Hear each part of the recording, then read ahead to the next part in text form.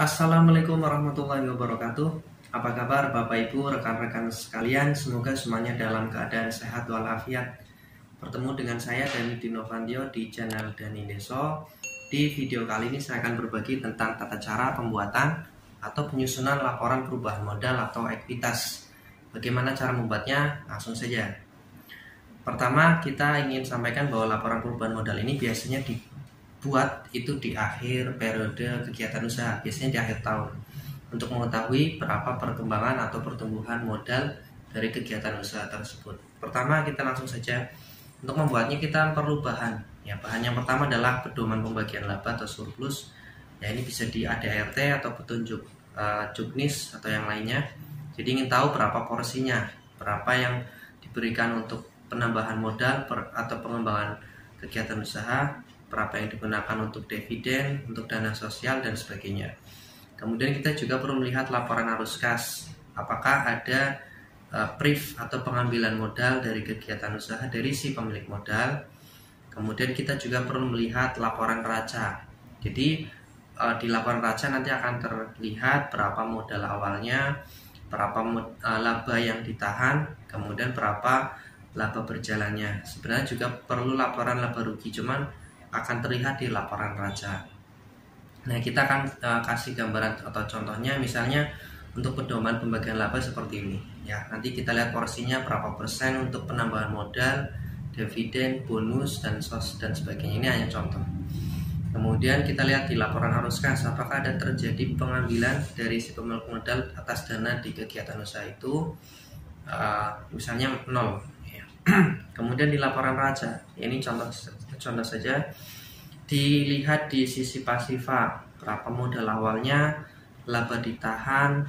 Ya, laba ditahan berarti misal tahun 2021 berarti laba ditahan di tahun 2020 ke bawah. Kemudian laba berjalan artinya laba kegiatan usaha selama 1 tahun 2021. Nah, ini contohnya seperti ini. Laporan perubahan modal di periode 1 Januari 2022. Modal awal tadi 60 juta, laba ditahan sampai tahun 2020 30 juta. Laba berjalan tahun 2021 di laporan laba rugi ya, atau di neraca terlihat 20 juta, briefnya 0. Nah, bagi surplus 20 juta dari mana? 12 juta dari mana? Dari sini. Dari pedoman pembagian surplus. Kita lihat yang ditambah 8 juta, sisanya 12 juta ini untuk bagi-bagi keuntungan atau surplus. Ya, kalau kita total 5, 4, 3 itu 12 juta. Kemudian kenaikannya berapa? Kenaikannya adalah penambahan modal ya dari keuntungan kegiatan usaha. Misalnya 8 juta. Kita tuliskan di sini adalah kenaikan modal. Kalau penurunan berarti misalnya terjadi kerugian. Berapa penurunan atau kenaikan modalnya? Kemudian modal akhir kita tinggal jumlahkan antara modal awal, laba ditahan, dan kenaikan modal setelah bagi surplus. Berarti totalnya adalah 98 juta rupiah. Nah, kita tinggal memberi keterangan berapa pertumbuhannya. Pertama, pertumbuhan modal atas laba ditahan. Kita cukup bagi 8 dibagi 30 juta ya.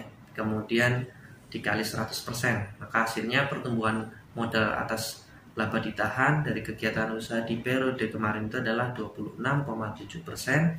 Kemudian pertumbuhan modal atas seluruh aset, berarti modal akhir dibagi dengan modal awal. Ya, ada pertumbuhan 163,3%. Ya, ini adalah salah satu contoh dari laporan perubahan modal dari kegiatan suatu usaha. Mungkin itu saja yang bisa saya bagikan. Semoga bermanfaat. Jangan lupa subscribe, like, dan komen. Assalamualaikum warahmatullahi wabarakatuh.